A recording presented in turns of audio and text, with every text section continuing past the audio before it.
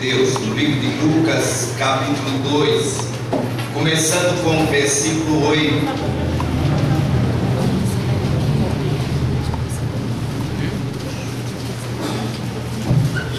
Até o versículo 20, eu quero a igreja participando, mesmo com os desencontros das traduções diferentes, mas o irmão compartilha a sua Bíblia.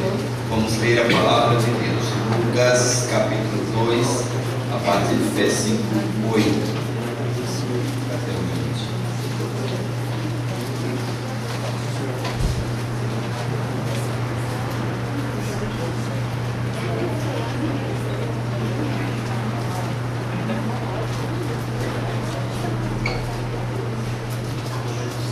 Irmãos, toda a igreja lendo os versículos.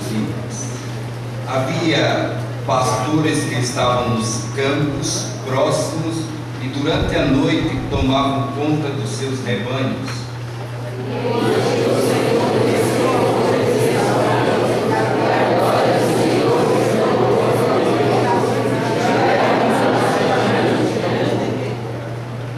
Mas o anjo lhes disse: não tenham medo. Estou lhes dizendo, trazendo boas novas de grande alegria, que são para todo o povo.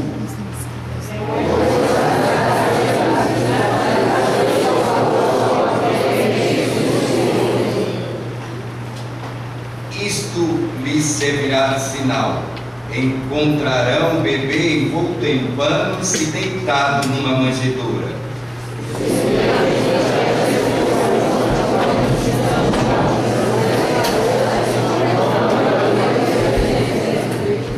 Glória a Deus nas alturas e paz na terra aos homens, aos quais Ele concede o seu favor.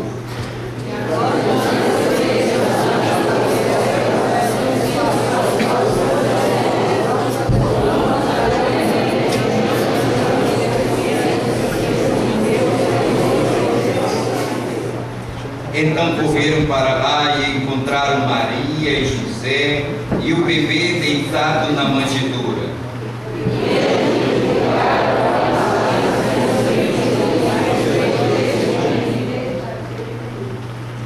E todos os que ouviram o que os pastores diziam ficaram admirados.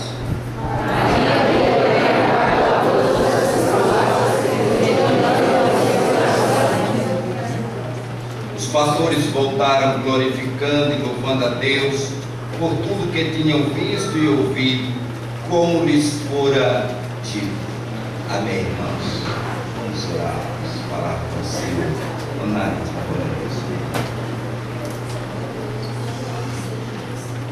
Amém.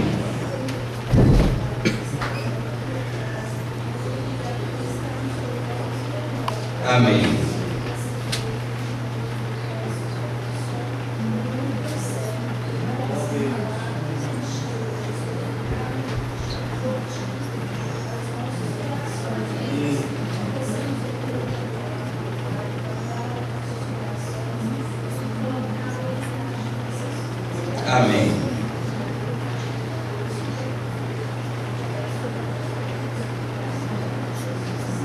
Amém. Meus irmãos, quando lemos a palavra do Senhor e vemos, por exemplo, no Velho Testamento as profecias sobre a vinda do Senhor Jesus, chega o Novo Testamento e a gente vê essa realização, o cumprimento desta promessa da vinda do Senhor. Chegamos à narração deste acontecimento, desta chegada, como os evangelistas narraram, e aqui Lucas fala do nascimento de Jesus, e vemos a manifestação celestial, todo o céu se voltando para a terra neste momento, os anjos proclamando as boas novas, tudo agora se cumprindo como havia sido profetizado e previsto por Deus a glória de Deus vindo à terra de uma maneira única, absoluta, real, maravilhosa, enchendo a terra com a presença do seu Filho. A paz de Deus vindo à terra, encarnando. E vejo que todas essas manifestações celestiais apontando para um berço, uma manjedoura, e os homens, como os pastores, os magos, quando ali chegaram, viram o quê? Uma criança, uma frágil criança. Isso nos leva a pensar, meus irmãos, um tema, algo especial, que é a grandeza de Deus num frágil corpo humano. Uma criança. Mas ali estava a grandeza de Deus, a revelação, veja só, a revelação suprema do amor de Deus, a glória de Deus ali, a paz de Deus, o projeto de Deus para a salvação da humanidade. Imagine quanta grandeza, que jamais as palavras de qualquer idioma podem definir esta grandeza. Mesmo que venhamos a usar as palavras mais lindas, mais profundas do nosso idioma para falar deste Deus grande, poderoso, maravilhoso, não definirão Deus, não esgotarão o que é o Senhor, porque Ele é inesgotável.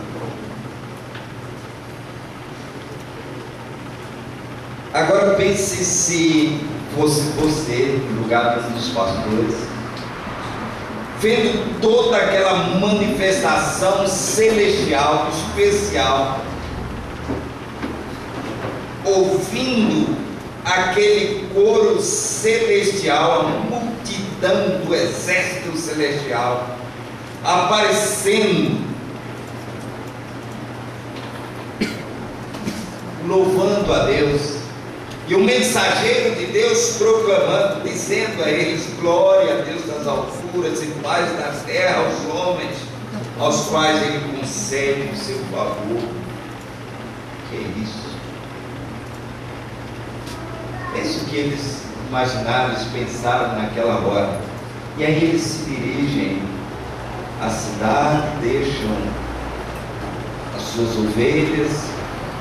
Novamente lembramos daquilo que era prioritário, passa a ser secundário, agora o imprescindível na vida daqueles homens, não só na vida da mulher samaritana que deixou o seu cântaro, mas na vida agora dos pastores. O imprescindível agora era chegar ali, olhar e ver, contemplar, testemunhar o que eles estavam recebendo por mensagem através do anjo. E ali eles vão e encontram o quê? Uma criança deitada, toda criança, nascedora, colo da sua mãe, sendo cuidada, amparada, protegida pelos seus pais, num dos lugares mais simples da cidade, menos favorável para nascer o rei. Mas ali estava ele, estava a revelação da grandeza de Deus no frágil corpo humano.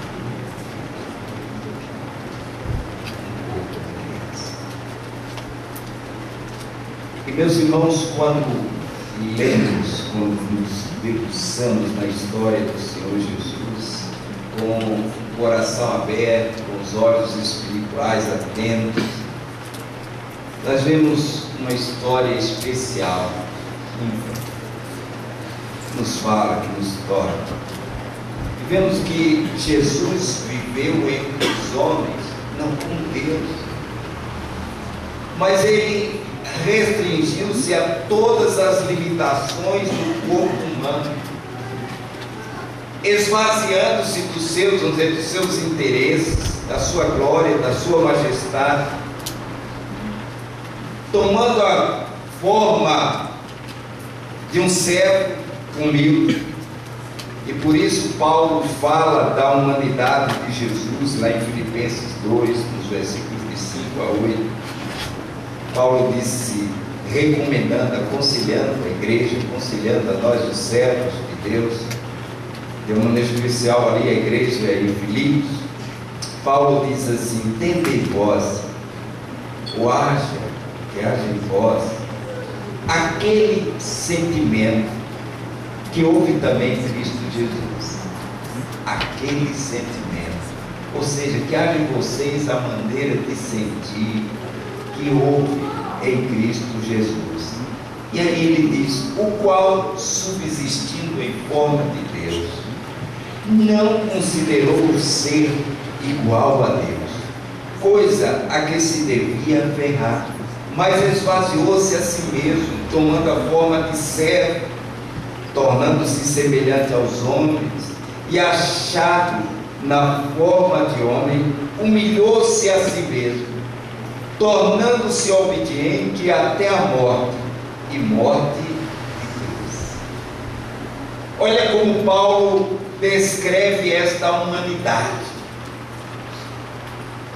E aí nós somos transportados para João. João é o evangelista. Nós temos 4 evangelhos: Mateus, Marcos, Lucas, 3 evangelhos sinóticos, ou seja, semelhantes. A palavra sinótico significa isso, visto do mesmo ponto de vista, olhado na mesma visão, eles são semelhantes. E João, que é o 4º evangelho. João é diferente porque enquanto os outros trataram ou destacaram mais ao ministério do Senhor Jesus, o ministério terreno de Jesus, João destaca a parte divina do Senhor Jesus. E ele começa o seu evangelho dizendo, no princípio era o Verbo. Princípio. O Gênesis, ou além de tudo, além do caos, além do nada. Talvez sim, é uma discussão teológica. No princípio era o Verbo, quer dizer, no início, tudo lá estava Ele, era Ele. Ou seja, Ele já existia. João começa falando disso, da pré-existência do Senhor Jesus. E o Verbo era Deus. Olha, Ele estava com Deus. Nada do que foi feito se fez sem Ele. Olha como João traz para o seu livro, para as Escrituras, esta visão deste Deus eterno, que é Jesus, Filho, grande. E agora Paulo escreve aos Filipenses e mostra de uma maneira maravilhosa como esse Jesus, o Verbo encarnado, como João diz, a luz veio ao mundo, o mundo estava em trevas, Isaías proclamou isso. O mundo viu uma grande luz, e agora João diz que esta luz veio ao mundo, e que as trevas não venceram, nem vencerão a luz. E aí Paulo diz que este Verbo, ou seja, o Deus encarnado, veio ao mundo, esta luz. Ele diz que Ele tomou a forma de homem, tomando a forma de servo, tornando-se semelhante aos homens, esvaziou-se a si mesmo, ou seja, abriu mão do ser Deus, para tornar-se homem, tomar a forma, nossa forma de homem. Meus irmãos, o corpo que Jesus teve foi um corpo humano, era carne, osso. Quando lá na cruz teve a sua fronte ultrapassada por uma coroa, teve suas mãos, seus pés furados pelos cravos, teve seu lado ultrapassado, perfurado pela lança, saiu sangue. Era humano, era um corpo de homem, mas neste corpo estava a grandeza de Deus. Às vezes, quando pensamos neste mistério da encarnação, da presença de Deus em forma de homem, às vezes a nossa mente vai longe. E eu digo que ela se perde do infinito nas limitações da nossa vida, do nosso coração, da nossa mente. Porque é grande demais para conseguirmos entender todas essas coisas. E aí somos levados para o campo da fé, da experiência, e aceitados pela fé. Meus queridos, é na vida do Senhor Jesus que nós vemos uma mensagem, a grande mensagem para o ser humano. Vejam só, e queremos destacar alguns pontos da vida do Senhor nesta noite. Veja que cada detalhe do nascimento, infância, é determinantemente escolhido. As circunstâncias do seu nascimento não são acidentais, casuais, por acaso. Maria e José para casa foram, a Belém, e ali nada do seu. Não foram assim. Estavam determinados, marcados. Ele nasce em uma manjedoura, vive num determinado lugar da história da humanidade, preenchendo um espaço na vida da humanidade que nenhum outro ser humano poderia preencher, jamais, só ele. A história estaria vazia. Barclay diz que estaria despida, desvestida, se Jesus não tivesse vindo ao mundo. E ele vem, preenche este espaço.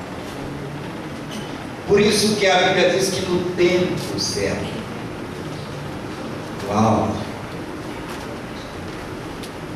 no momento oportuno, ou seja, no momento de Deus, no tempo de Deus, veio Jesus Cristo.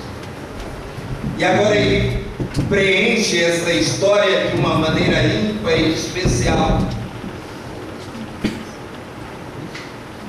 porque ele é a promessa de Deus aos homens.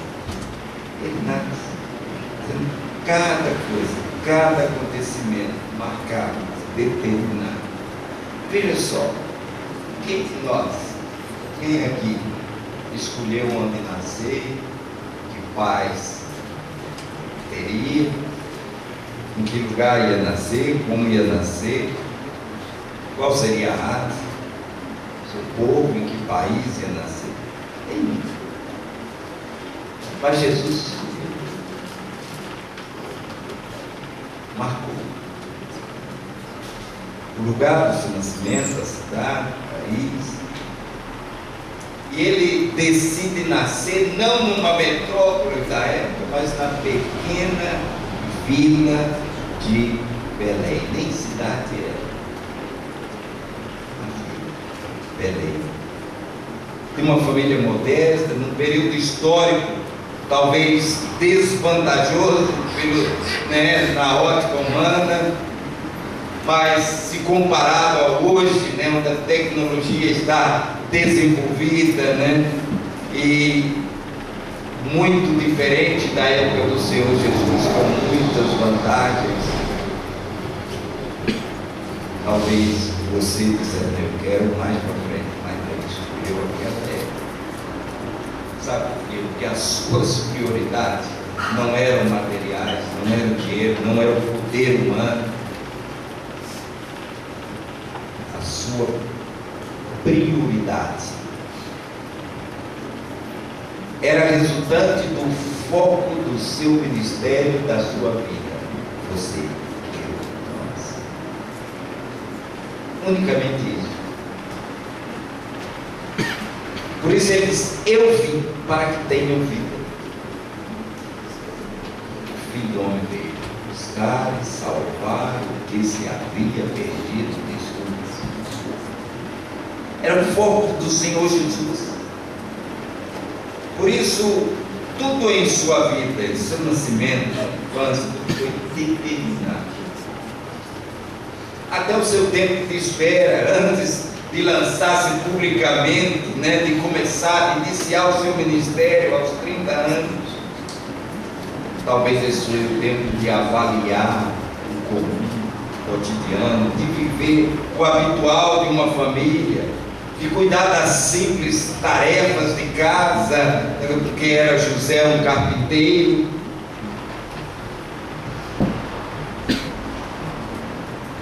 Está ali, tempo de conhecer, de conviver, e ele submete-se a tudo isso, ele vive cada coisa, vamos dizer, no seu tempo. Não foi Jesus, um menino que saía aí voando, fazia as coisas voar e que impressionasse os colegas, porque ele não disse isso. Viveu como criança, como jovem, até o tempo de Deus, o tempo dele para lançar o seu ministério, para iniciar a sua tarefa para a qual ele veio a este mundo. Em tudo isso nós vemos a grandeza de Deus sendo revelada nas mínimas coisas.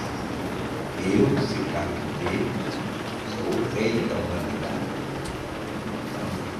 Jesus não disse isso para gente. Depois o Senhor inicia o seu ministério como pregando as boas novas do reino, como um pregador itinerante. Pense hoje nas chamadas mega igrejas.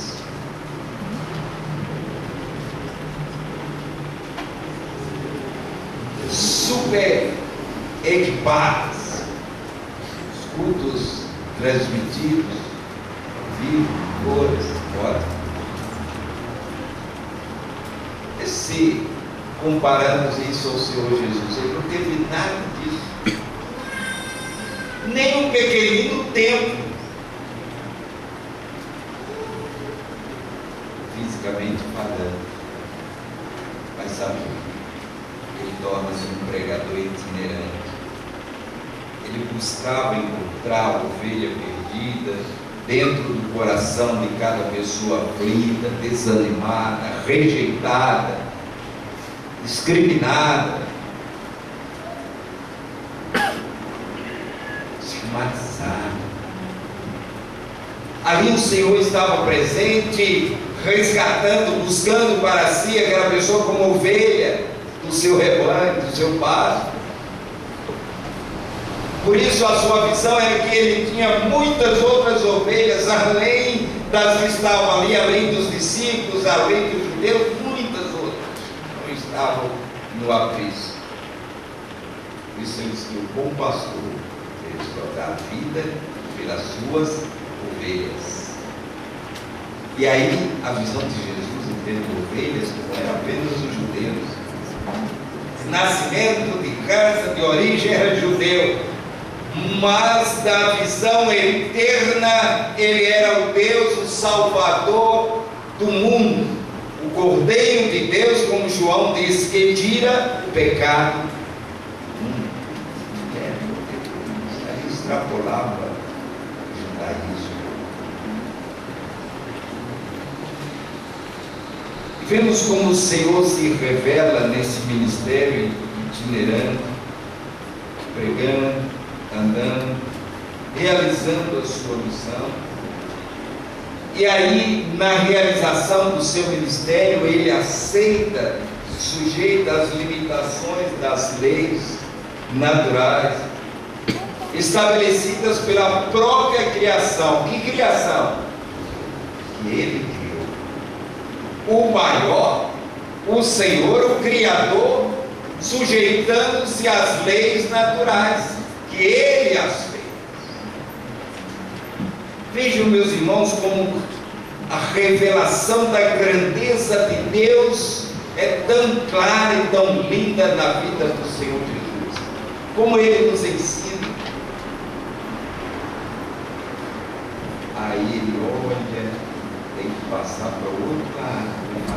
Ele entra e fala. Temos que chegar a Nazaré, temos que chegar a outro lugar, a Galileia. O Senhor vai caminhando, ele não deixa os discípulos vão, e ele fica ali no caminho, pelas estradas, empoeiradas, com o pé no chão, vive com eles, como eles eram.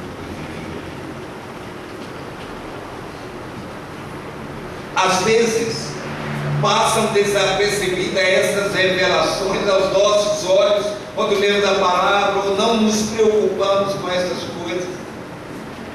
Mas, quando nos voltamos para Jesus e voltamos para a sua eternidade, para a sua natureza, para o Deus eterno que estava ali encarnado em forma de homem, nós vemos a grandeza de Deus. Porque aí ele nos ensina, ele sujeitando-se ao que ele criou, o que ele fez. Dormindo, cansando,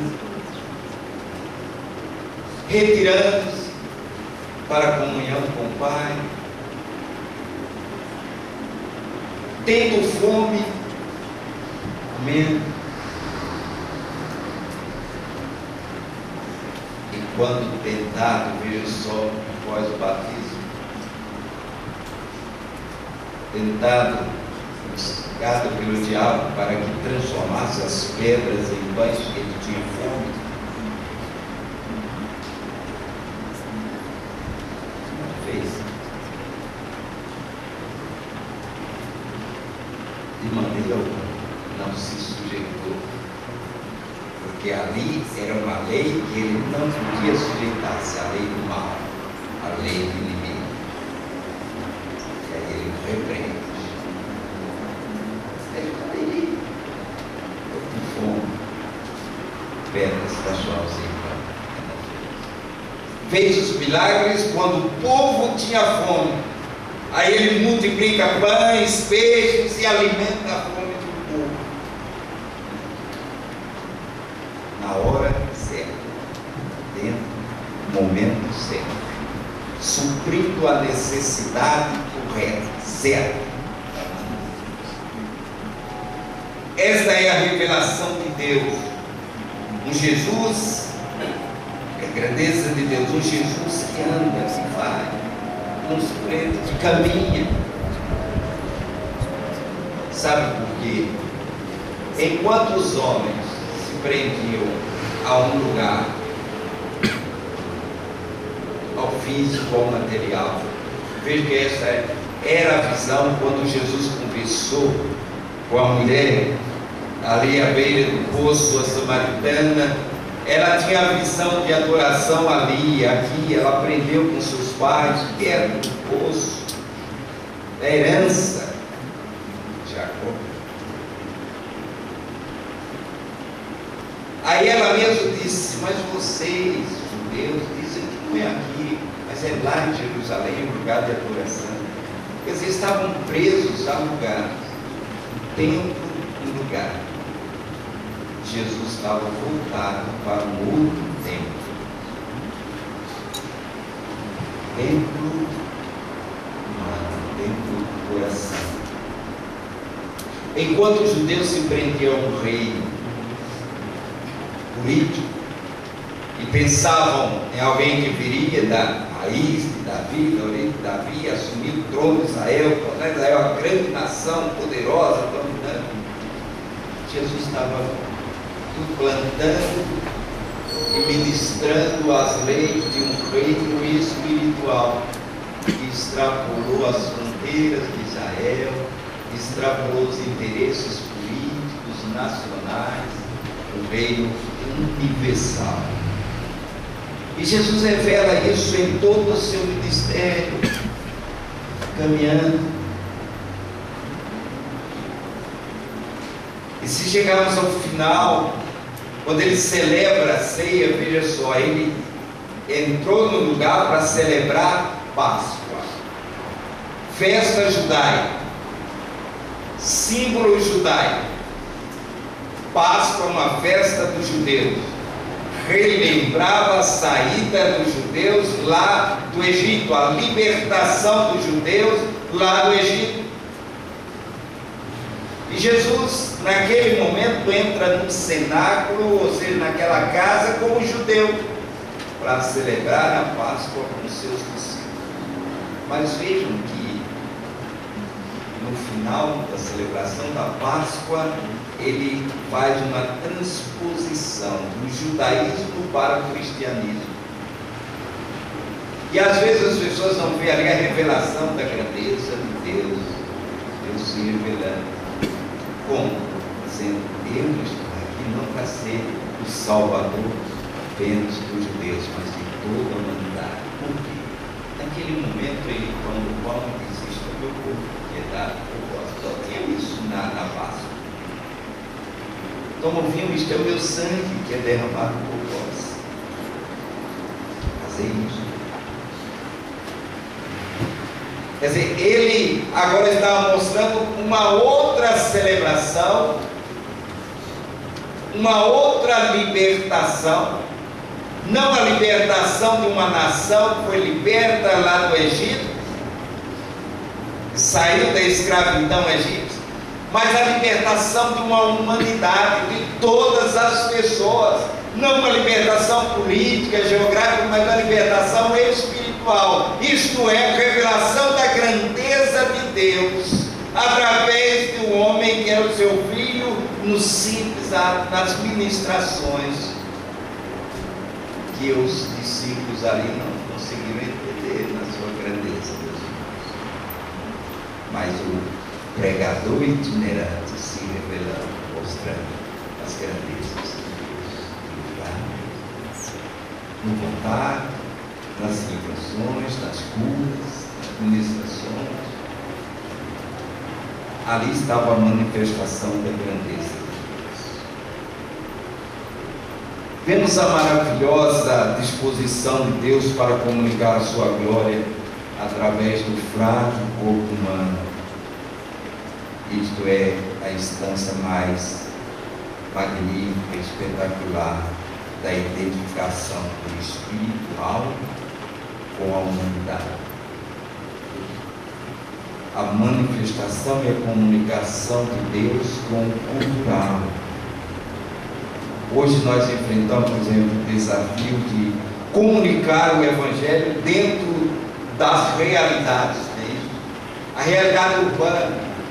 E dentro de uma realidade urbana, já vemos uma série de desafios, como as chamadas tribos urbanas.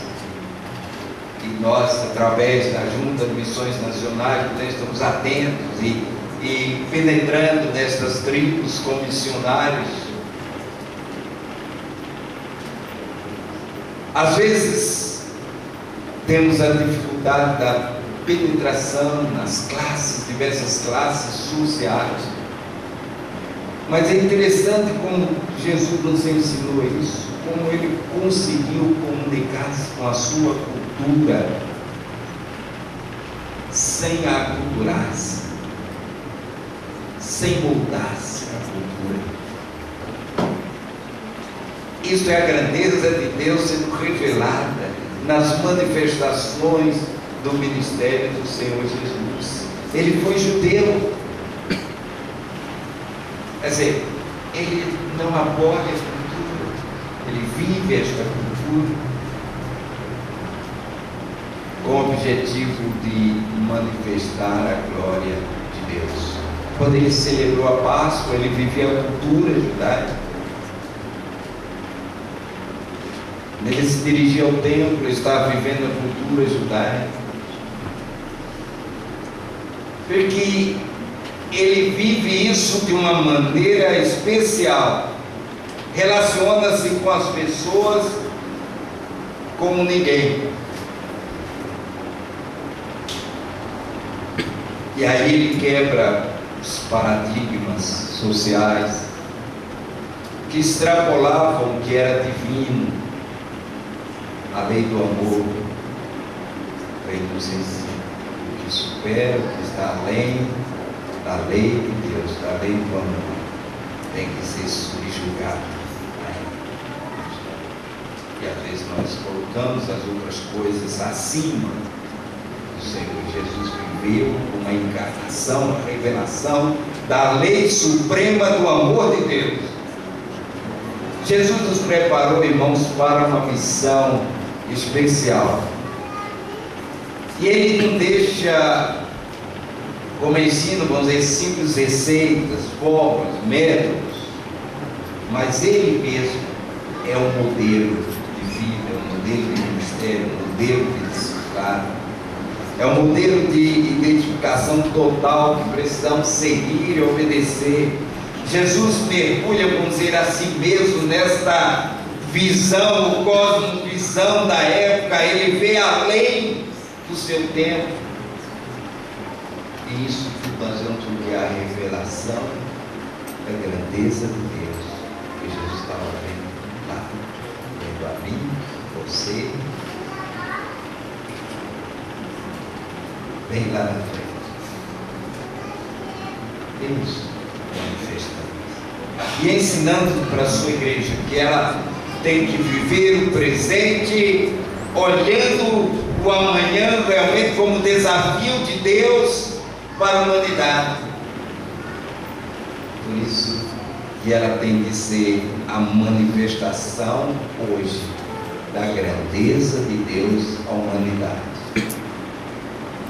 Porque o Jesus encarnado deu a vida, ressuscitou, voltou aos céus, assume o seu lugar. E ele gera em si o que chamamos de igreja, que é o seu corpo, para manifestar esta grandeza à humanidade. A humanidade que Isaías descreve como o mundo que vivia em trevas ou que vive nas trevas.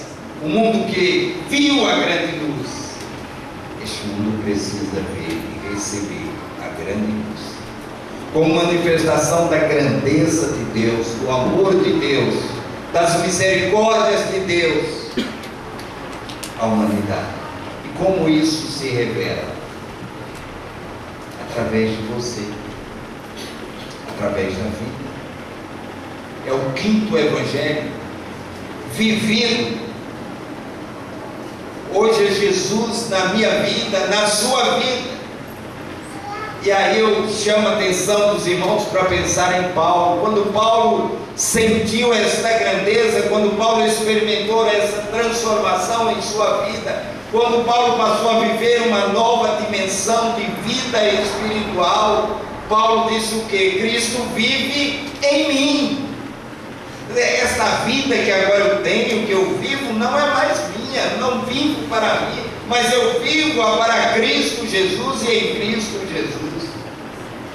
Porque aí Paulo disse que ele estava morto, que ele foi crucificado por Cristo Jesus, e que ele morreu para o mundo e o mundo para ele.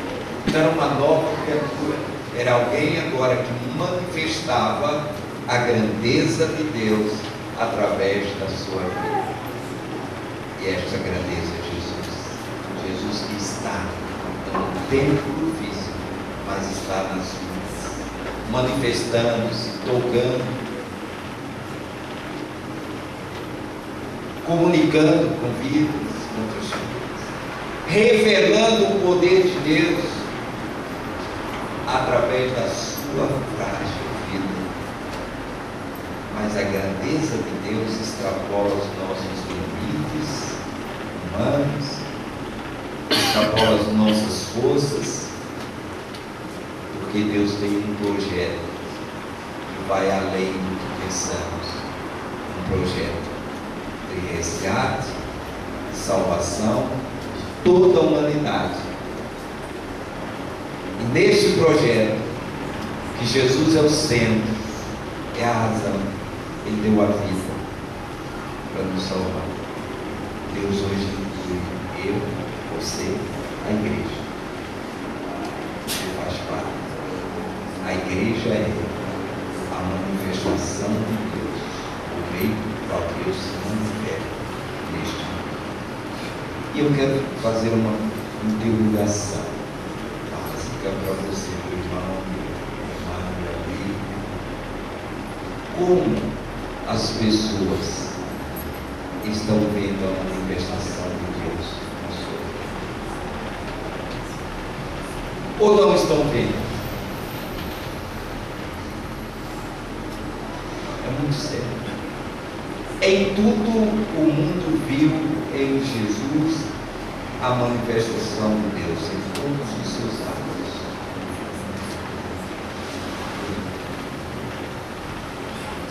É tanto que a admiração foi grande. O Senhor repreende o vento, repreende o mar, vem a calma. Eles disseram: que homem é esse? Até o vento e o mar ouvem a sua voz e obedecem. Quem é esse? Era a manifestação da grandeza do poder de Deus na natureza, que subjugava-se ao seu Criador, e ele ao mesmo tempo submetia-se às leis naturais. Olha que coisa boa. Mas eu pergunto, às vezes na sua rebeldia não está a manifestação de Deus. Ninguém pode ver a revelação de Deus assim, mas está na submissão. Por isso voltamos e quero encerrar dando ao texto de Paulo aos Filipenses, quando o apóstolo diz: que haja em vós, tende vocês, tende em vós o mesmo, aquele sentimento que houve também em Cristo Jesus. É assim que revelaremos a cada dia a grandeza de Deus, através da nossa vida militar, pequena, mas que conduz à luz que veio ao mundo. Por isso, a Junta de Missões Nacionais lançou aquele tema: o mundo em trevas seja luz. Precisamos ser luz. Você está sendo. O mundo precisa. Seu amigo, parente, as pessoas precisam ver a grandeza, a revelação da grandeza de Deus. É na sua vida. E precisa ver. Deus não tem de revelar-se, de falar ao mundo, a não ser através de você. Por isso, viva essa vida cristã com a revelação, o Evangelho vivo para o mundo. Que Deus nos abençoe, meus irmãos, e nos ensine a ver a grandeza de Deus, as coisas práticas, simples, mas a grandeza de Deus revelando-se, mostrando-se a cada dia. Amém?